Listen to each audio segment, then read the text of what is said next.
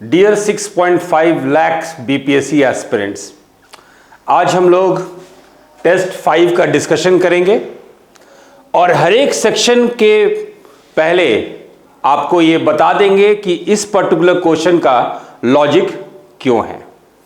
तो चलिए अब की बार 140 के पार and let's start our discussion. Test 5 67th BPSC PT test series test 5 का हम लोग डिस्कशन करेंगे। ठीक है, तो चलिए इसको हम लोग डिस्कशन चालू करते हैं। पहला जो 10 क्वेश्चन है, फर्स्ट 10 क्वेश्चंस सरकारी परियोजना पे है, गवर्नमेंट प्रोजेक्ट पे है। और आज जो हम लोग 10 क्वेश्चन डिस्कस करेंगे इस सेक्शन में, वो सब कुछ आधारित रहेगा नेशनल स्किल डेवलपमेंट मिशन पे, राष्ट्रीय कौशल विकास मिशन पे। तो चलिए क्वेश्चन नंबर 1 हम लोग शुरू करते हैं। What is 3 R's? यानी एजुकेशन में, शिक्षा में क्वेश्चन होता है व्हाट इज 3 R's? 3R क्या है? तो इसका सही ऑप्शन है, इसका सही ऑप्शन है आपका, इसका सही ऑप्शन है, इसका सही ऑप्शन है A, reading, writing and arithmetic. 3R हम लोग शिक्षा में इस्तेमाल करते हैं इस शब्द को। और 3R क्या है? तो 3R है पढ़ना, लिखना और अंक गणित। पढ़ना, लिखना और अंक गणित। चलिए क्वेश्चन नंबर हम लोग 2 पे चलते हैं। When was national skill development mission launched? हम लोग इंग्लिश और हिंदी दोनों में हम लोग बात करेंगे। तो when was national skill development mission launched? राष्ट्रीय कौशल विकास मिशन सब कब शुरू किया गया था? तो हम लोग जानते हैं कि 15 जुलाई को विश्व युवा कौशल दिवस मनाया जाता है। और हमारे देश के प्रधानमंत्री श्री नरेंद्र मोदी के द्वारा on 15th July 2015 on the eve of World Youth Skills Day, India में नेशनल स्किल डेवलपमेंट मिशन को शुरू किया गया था। It was launched on 15 July 2015। याद रखिएगा बच्चों कि 15 जुलाई 2015 यानी 15 जुलाई जो है आपका विश्व युवा कौशल दिवस भी हम लोग इसको मनाते हैं। तो on the eve of world youth skills day, on the eve of world youth skills day, national skill development mission was launched. तो सही आंसर है ए एंड सी। 2 का सही आंसर है ए और सी। तो 2 का सही आंसर है ए और सी, यानी कि ई ऑप्शन, यानी कि ई ऑप्शन। चलिए अब क्वेश्चन नंबर, अगला क्वेश्चन जाने से पहले, यूनियन कैबिनेट, भारत सरकार की यूनियन कैबिनेट जो है केंद्रीय मंत्रिमंडल 1 जुलाई 2015 को नेशनल स्किल डेवलपमेंट मिशन का परमिशन दे दी थी। और फॉर्मली, ऑफिशियली, आधिकारिक रूप से आपका national skill development mission launch हुआ on 15 July 2015 on the occasion of world youth skills day. चलिए let's go to another question. Question number 3। अब जो है हम लोग चर्चा कर रहे हैं नेशनल स्किल डेवलपमेंट मिशन पे, हम लोग चर्चा कर रहे हैं राष्ट्रीय कौशल विकास मिशन पे, हम लोग चर्चा कर रहे हैं राष्ट्रीय कौशल विकास मिशन पे, है ना। तो नेशनल स्किल डेवलपमेंट मिशन का इंस्टीट्यूशनल मैकेनिज्म क्या है? राष्ट्रीय कौशल विकास मिशन के लिए भारत सरकार कौन सा तंत्र बनाई है?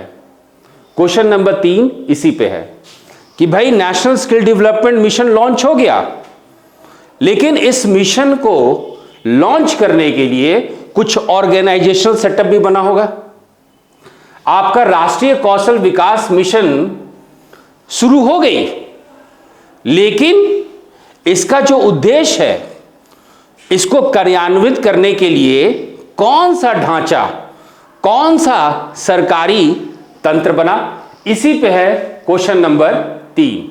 ठीक है, तो इसको समझने से पहले हम लोग जरा एक स्लाइड पे चलते हैं। हम लोग इस स्लाइड पे चलेंगे तो देखिएगा कि एक फिगर है कि सबसे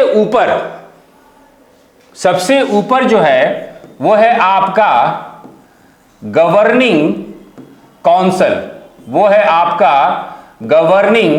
काउंसिल, यानी संचालन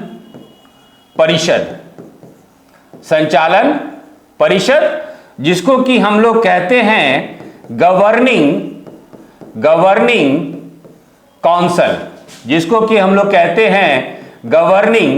काउंसिल, और इसके अध्यक्ष, इसको चेयर करते हैं prime minister of India, Bharat के प्रधानमंत्री। इसको चेयर करते हैं prime minister of India.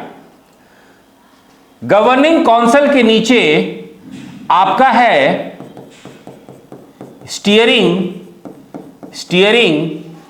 Committee,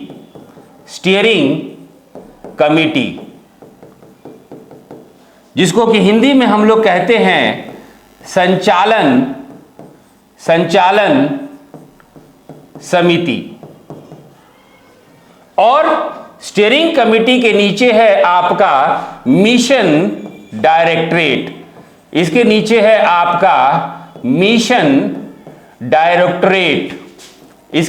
आपका मिशन डायरेक्टरेट, जिसको कि हम लोग मिशन निदेशालय हिंदी में कहते हैं। तो नेशनल स्किल डेवलपमेंट मिशन के लिए जो आपका ऑर्गेनाइजेशनल सेटअप बना है, उसको 3 लेयर में हम लोग उसको 3 स्तर में डिवाइड करते हैं। सबसे ऊपर है गवर्निंग काउंसिल, हिंदी में इसको कहते हैं संचालन परिषद, और इसका चेयरपर्सन भारत के प्रधानमंत्री होते हैं। Prime minister of India is the chairperson of your governing council. Governing council के नीचे स्टीयरिंग कमेटी होता है, हिंदी में कहते हैं संचालन समिति, और संचालन समिति के नीचे आपका मिशन डायरेक्टरेट यानी मिशन निदेशालय होता है। तो चलिए इस डिस्कशन के बाद हम लोग जो है फिर से हम लोग जो है क्वेश्चन पे चलते हैं। फिर से हम लोग क्वेश्चन नंबर 3 पे चलते हैं कि which of the following are the institutional mechanisms for achieving the national skill development mission. तो वो है आपका गवर्निंग काउंसिल, स्टीयरिंग कमिटी और mission directorate. So question number 3 का सही ऑप्शन है all the options. Question number 3 का सही ऑप्शन है D, all the options. Hindi में देखते हैं, हिंदी में हम लोग देखते हैं राष्ट्रीय कौशल विकास मिशन को प्राप्त करने के लिए निम्नलिखित में से कौन सा संस्थागत तंत्र है? संचालन समिति है, संचालन परिषद सबसे ऊपर, गवर्निंग काउंसिल या संचालन परिषद ये भी है, संचालन समिति है, स्टीयरिंग कमेटी है और मिशन निदेशालय है। तो क्वेश्चन नंबर 3 का सही ऑप्शन है डी। क्वेश्चन नंबर 3 का सही ऑप्शन है डी। तो चलिए अगले क्वेश्चन पे हम लोग चलते हैं। कि सबसे नीचे के स्तर पे मिशन डायरेक्टरेट है, यानी मिशन का निदेशालय जो है, यहां पे निदेशक बैठेंगे।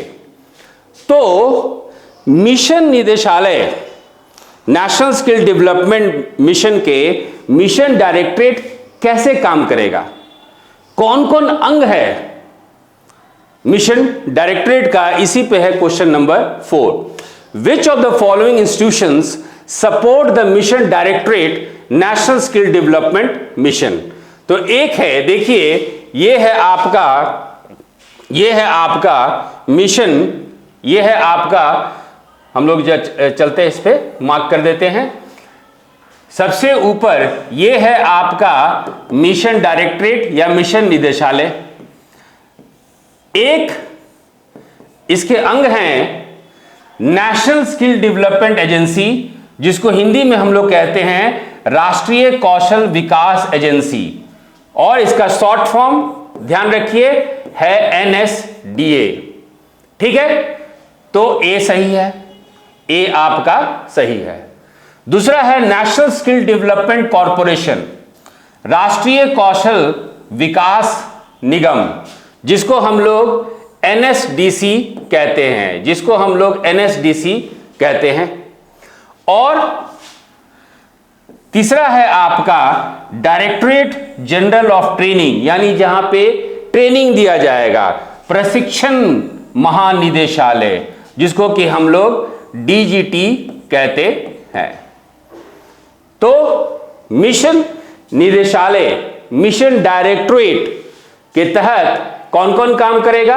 National skill development agency NSDA या राष्ट्रीय कौशल विकास एजेंसी हिंदी में कहते हैं, यह सही है आपका। राष्ट्रीय कौशल विकास निगम NSDC, ये भी सही है आपका, ये भी सही है। और C option directorate general of training DGT।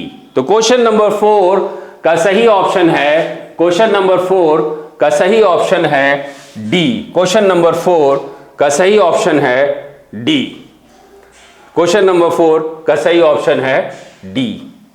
अब जो है हम लोग जो है टेस्ट 5 का पहला जो 10 क्वेश्चन है वो नेशनल स्किल डेवलपमेंट मिशन पे है, राष्ट्रीय कौशल विकास मिशन पे है। ये सरकारी परियोजना गवर्नमेंट स्कीम प्रोजेक्ट के तहत ये क्वेश्चन बना है। अब सवाल ही उठता है कि हम लोग जो नेशनल स्किल डेवलपमेंट मिशन जो भी हम लोग पढ़ें, जो हम लोग नेशनल स्किल डेवलपमेंट मिशन पे जो हम लोग डिस्कस किए, उस पे क्या क्या काम है।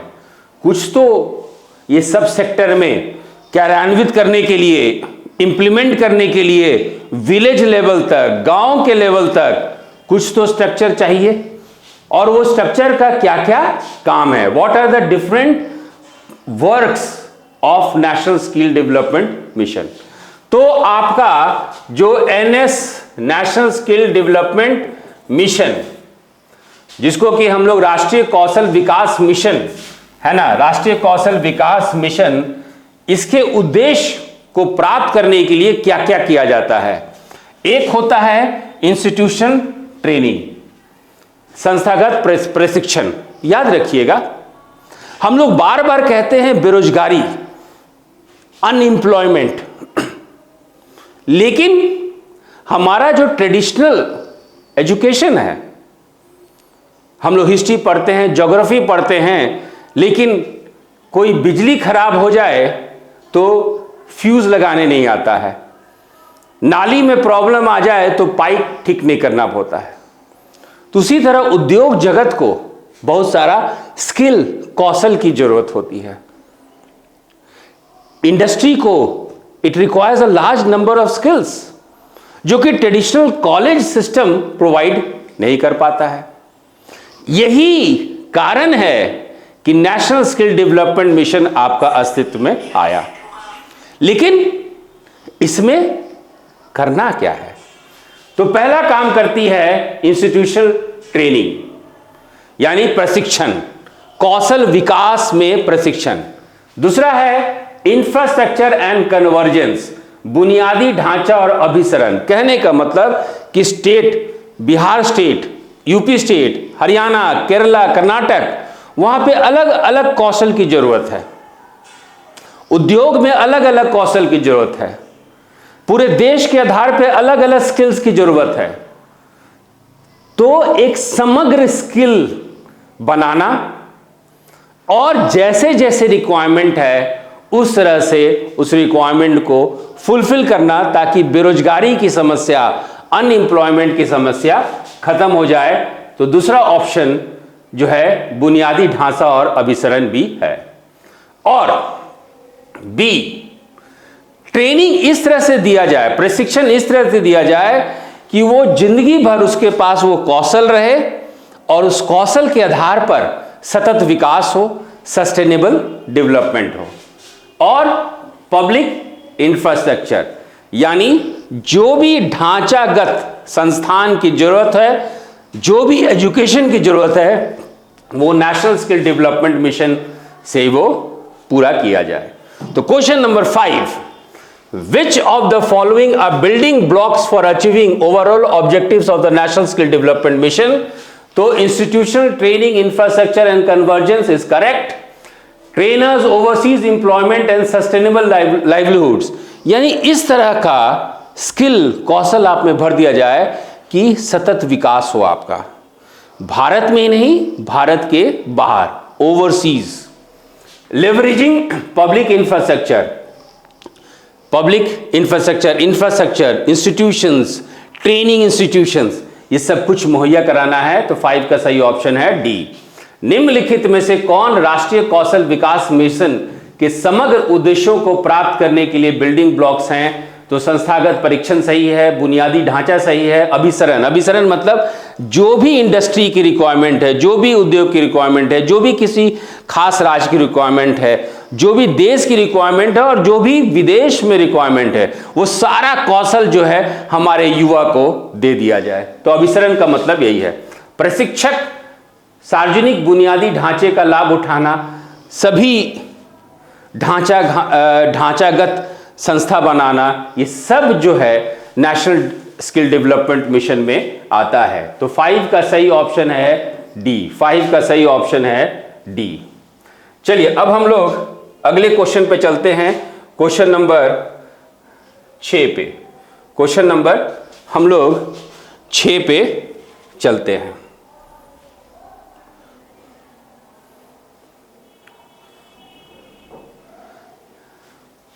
What is the target of skill India mission? Skill India mission जो लॉन्च हुआ है 15 जुलाई 2015 को, उसका टारगेट क्या है? व्हाट इज द उद्देश्य? स्किल इंडिया मिशन का लक्ष्य क्या है? स्किल इंडिया मिशन का लक्ष्य क्या है? तो स्किल इंडिया मिशन का लक्ष्य है कि 2022 तक भारत में 40 करोड़ से अधिक लोगों को विभिन्न कौशल में प्रशिक्षित करना। The target of Skill India mission is to train over 40 crore people in India in different skills by 2022. तो 6 का सही ऑप्शन है ए। 6 का सही ऑप्शन है ए। चलिए अब हम लोग चलते हैं अगले क्वेश्चन पे। अब हम लोग अगले क्वेश्चन पे चलते हैं। Who chairs the national skill development mission? तो जैसा हम लोग पहले ही बात कर चुके थे कि prime minister of India chairs the national skill development mission.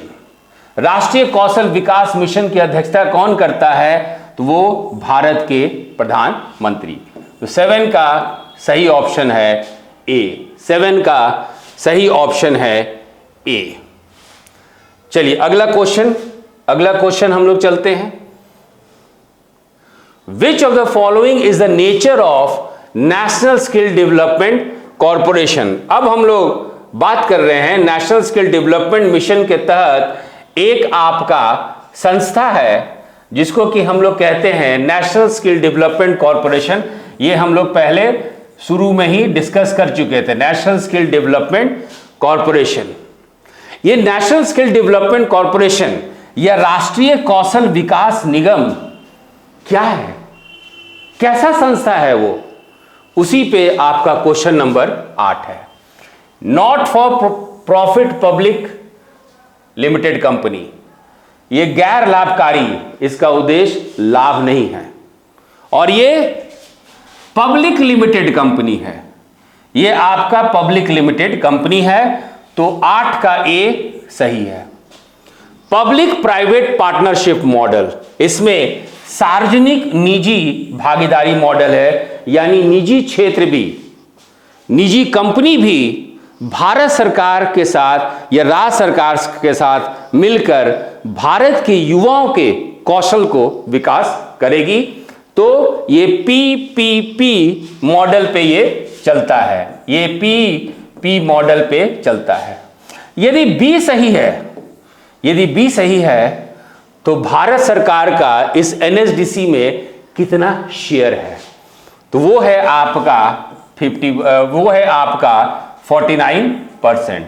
तो गवर्नमेंट ऑफ इंडिया का 49% है, भारत सरकार का शेयर पूंजी का 49% हिस्सा है। यदि ये है तो बाकी 51%, 51% ये है आपका प्राइवेट कंपनी का। तो क्वेश्चन नंबर 8 का सही ऑप्शन है 8ABCD इज इक्वल टू ई। तो चलिए क्वेश्चन नंबर 9 पे हम लोग चलते हैं।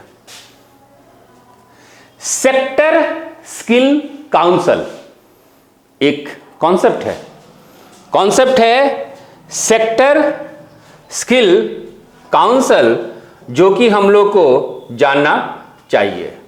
यह सेक्टर स्किल काउंसिल क्या है? सेक्टर स्किल काउंसिल को हिंदी में हम लोग कहते हैं कौशल परिषद। यह कौशल परिषद क्या है? मान लीजिए कोई कंपनी है, कार बनाती है, वहां पे अलग कौशल की जरूरत है। कोई कंपनी हवाई जहाज बनाती है तो वहां अलग स्किल्स कौशल की जरूरत है।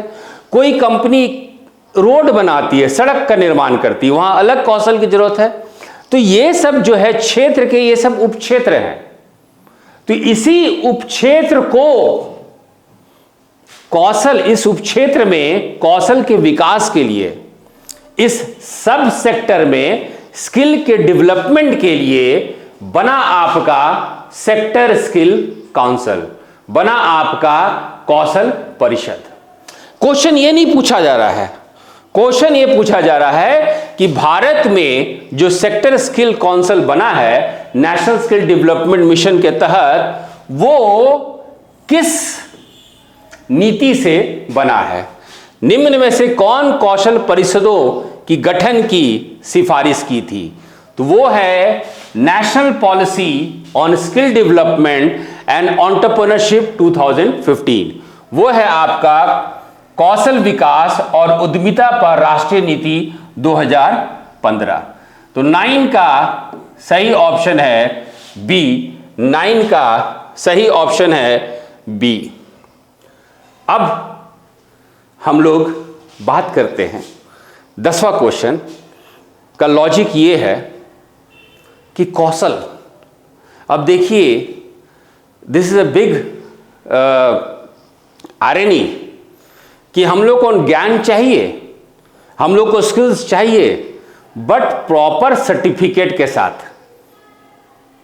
तो ये सर्टिफिकेट कि भाई तुम ट्रेनिंग किए 6 महीने का, तुम ट्रेनिंग किए 1 साल का तो तुमको डिप्लोमा मिलेगा, तुम ट्रेनिंग किए 3 साल का तो तुमको ग्रेजुएशन का डिग्री मिलेगा। तो कौशल विकास के साथ हम लोग को सर्टिफिकेट भी चाहिए। ये सर्टिफिकेट कौन देगा? उसी पे है क्वेश्चन नंबर 10।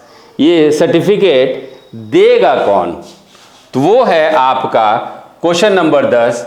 इसी पे है कि what is national skill qualification framework, राष्ट्रीय कौशल अर्हता ढांचा क्या है?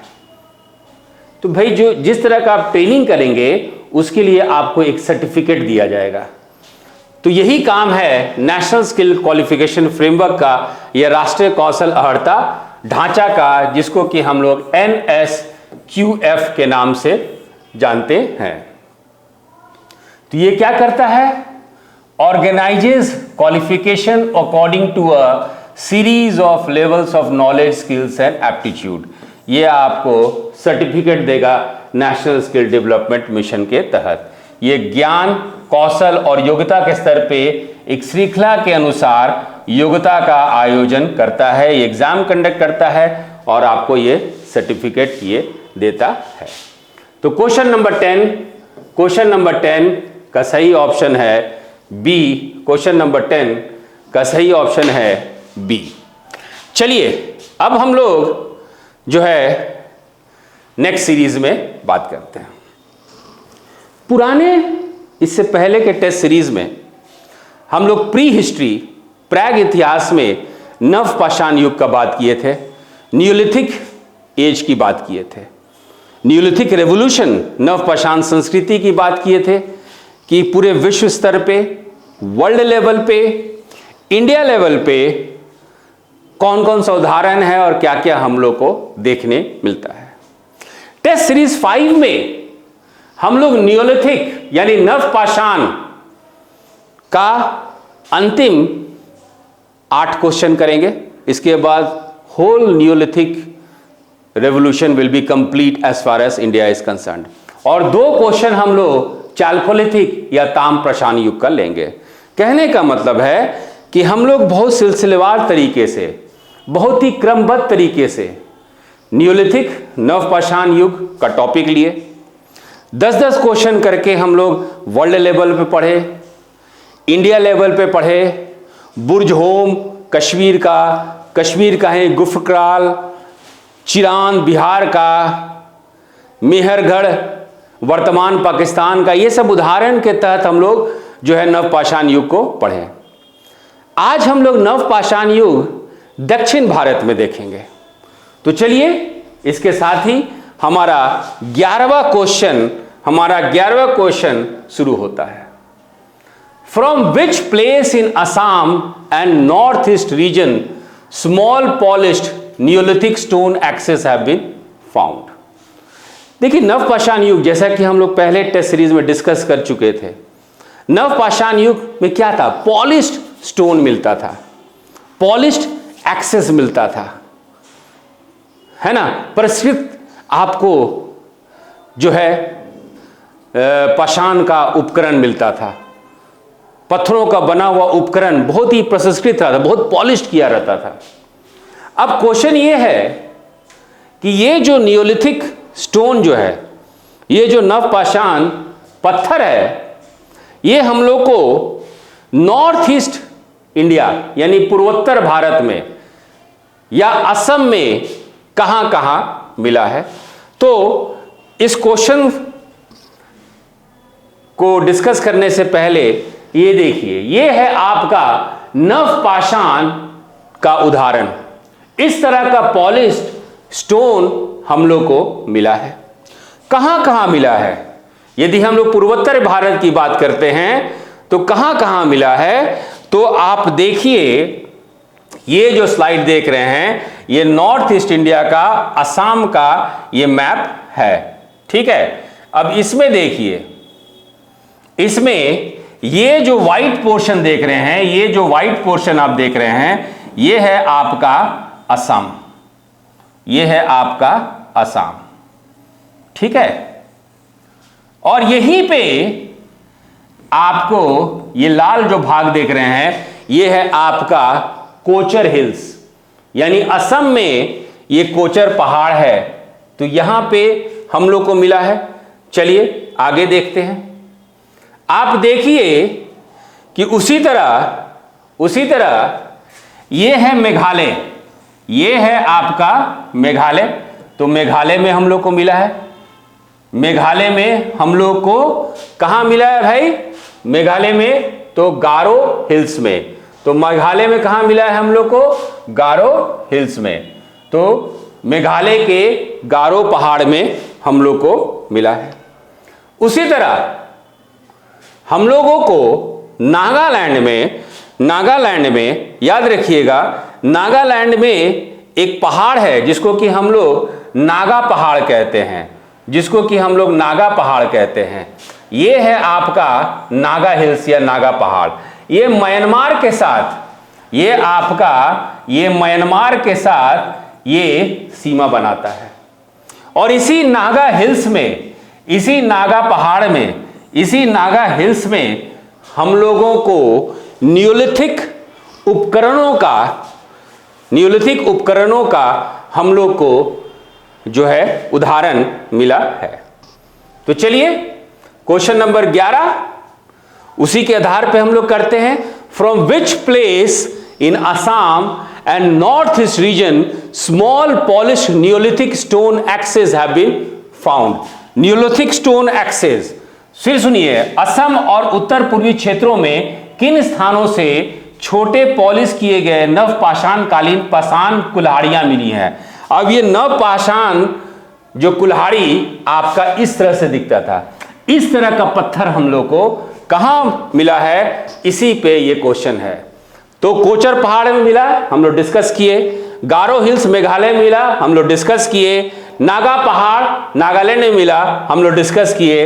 तो सही ऑप्शन है 11 का डी। ऑल द ऑप्शंस, 11 का सही ऑप्शन है डी। तो 11 का सही ऑप्शन है बच्चों आपका डी। चलिए अब हम लोग क्वेश्चन नंबर 12 करते हैं। Where in north east India we have found shouldered celts, है ना। उत्तर पूर्वी भारत में हम कच्चे तार या टोकरी से चिन्हित मिट्टी के बर्तनों से जुड़ी कंधे वाले सेल्ट। अब जो है, अब देखिए इसमें एक टेक्निकल पॉइंट है, इसमें एक टेक्निकल पॉइंट है और वो है सेल्ट। ये है celt. What do we mean by celts. यदि आप पुराना टेस्ट सीरीज का डिस्कशन ध्यान से सुने होंगे तो जिस पत्थर के औजार में हैंडल होता है उसको हम लोग कहते हैं अंग्रेजी और हिंदी दोनों में सेल्ट। अब जो है क्वेश्चन आपका है कि वो सेल्ट आपको मिला कहां। ये सेल्ट क्या है कि जो पत्थर का औजार जिसमें हैंडल है उसको कहते हैं हम लोग सेल्ट। तो सेल्ट का एक बार फोटो देखिए, ये देखिए, ये है आपका सेल्ट, ये है इसका हैंडल, इस उपकरण का है ये हैंडल, है ना। और इसके साथ साथ एक और चीज देखिए, इसको देखिए, ये आपको टोकरी जैसा लग रहा है। Is it looking like a basket.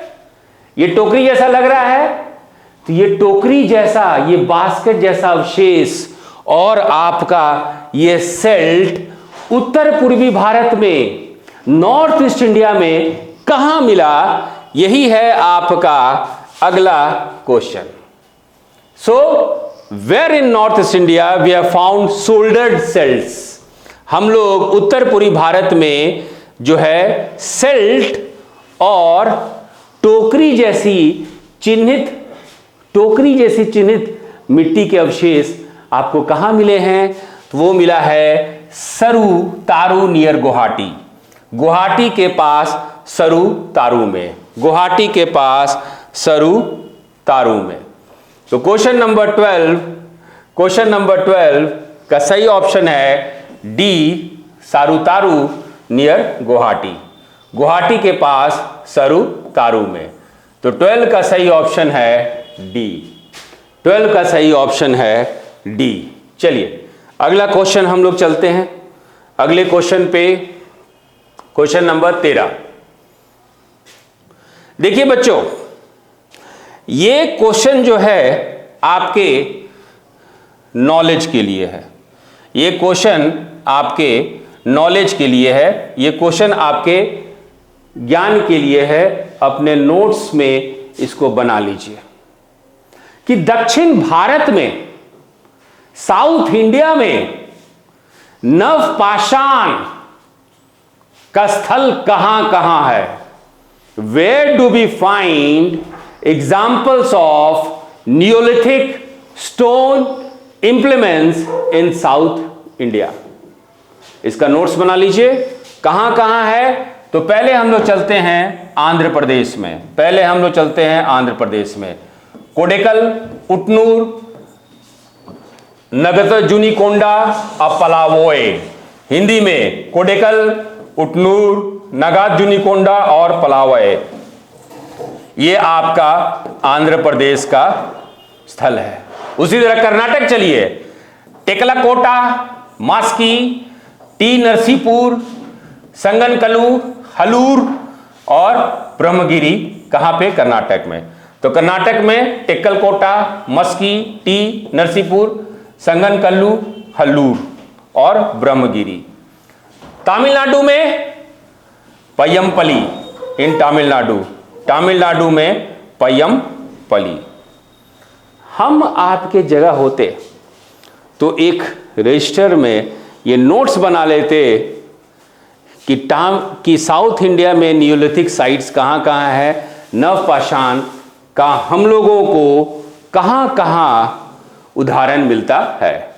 तो 13 का सही ऑप्शन है डी, ऑल द ऑप्शंस, सभी विकल्प। 13 का सही ऑप्शन है डी, ऑल द ऑप्शंस। अब हम लोग चलते हैं क्वेश्चन नंबर 14 पे। What is the date for southern neolithic age? दक्षिण भारत में नवपाषाण युग का समय क्या है? क्या समय है बच्चों? तो वो समय है आपका बी ऑप्शन, वो समय है आपका बी ऑप्शन, यानी कि इंग्लिश में बिटवीन 2600 एंड 800 BC, 2600 और 800 ईसा पूर्व के बीच। तो 14 का सही ऑप्शन है बी, 14 का सही ऑप्शन है बी। चलिए क्वेश्चन नंबर 15, क्वेश्चन नंबर 15। अब देखिए, अब हम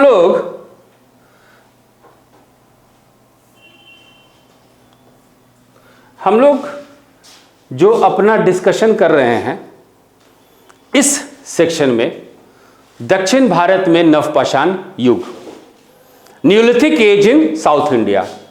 अब सवाल यह उठता है कि 2600 से 800 ईसा पूर्व के बीच में दक्षिण भारत में हम लोग को